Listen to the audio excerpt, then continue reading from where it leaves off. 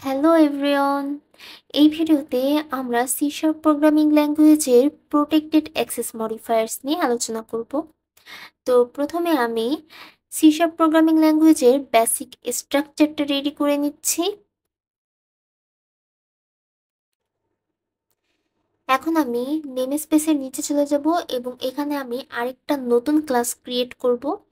এই ক্লাসের নেম আমি দিচ্ছি টেস্ট1 এবং এই টেস্ট1 ক্লাসের ভেতরে আমি একটা প্রোটেক্টেড ফিল্ড নেব এবং একটি প্রোটেক্টেড মেথড নেব।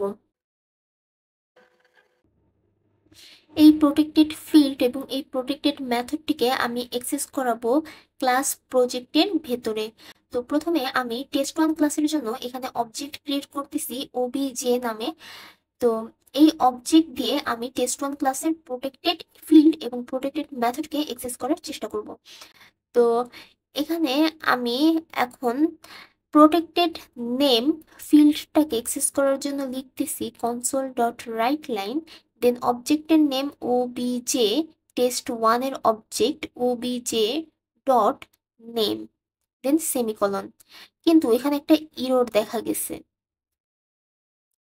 তো সমস্যা নেই, আমি এখন মেথডটিকে অ্যাক্সেস করাবো।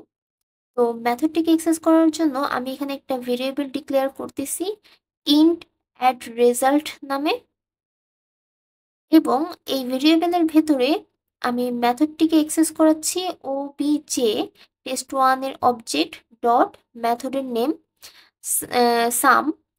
দেন আমি এখানে দুইটা প্যারামিটার দিচ্ছি 200 100, এবং এখন আমি এই অ্যাড রেজাল্টটিকে প্রিন্ট করানোর জন্য লিখতেছি console.writeLine add result। তো আমাদের মেথডটিকেও অ্যাক্সেস করানো হয়ে গেল। কিন্তু এখানে দুই জায়গায় ইরর আসতেছে, আমার নেমেও ইরর আসছে এবং মেথডেও ইরর আসছে। তো এই ইররটা কেন এসেছে? কারণ আমরা এখানে প্রোটেক্টেড ইউজ করেছি।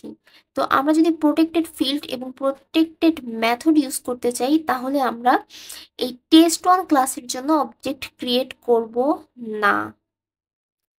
আমরা টেস্ট1 ক্লাসের জন্য কোনো অবজেক্ট ক্রিয়েট করব না, আমরা অবজেক্ট ক্রিয়েট করব প্রজেক্ট ক্লাসের জন্য। তো আমি টেস্ট1 কেটে এখানে আমি প্রজেক্ট লিখে দিচ্ছি এবং এখানেও আমি টেস্ট1 কেটে প্রজেক্ট লিখে দিচ্ছি। তাহলে এখন ওবিজে কার অবজেক্ট হলো? প্রজেক্ট ক্লাসের অবজেক্ট হলো ওবিজে। তো এখন প্রজেক্ট ক্লাসের অবজেক্ট দিয়ে আমরা টেস্ট1 ক্লাসের প্রোটেক্টেড ফিল্ড এবং প্রোটেক্টেড মেথডকে অ্যাক্সেস করব। এর জন্য আমাদের যেটা করতে হবে, এই প্রজেক্ট ক্লাসের পরে একটা কোলন ইউজ করতে হবে এবং সেই কোলনের পরে লিখতে হবে টেস্ট1। এখানে এই পদ্ধতির মাধ্যমে প্রজেক্ট ক্লাসকে আমরা ডিরাইভ করলাম।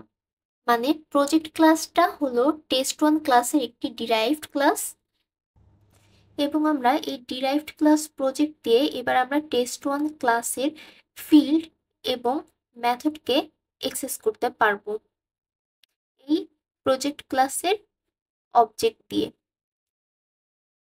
এই প্রজেক্ট ক্লাসকেই এক ডিরাইভড ক্লাস বলা হয়।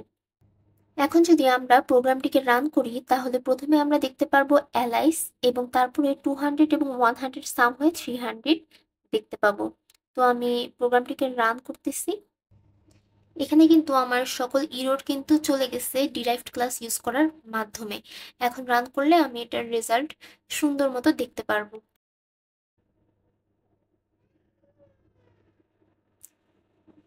এই যে প্রথমে অ্যালাইস এবং তারপরে 200 এবং 100 যোগ হয়ে 300 হয়েছে।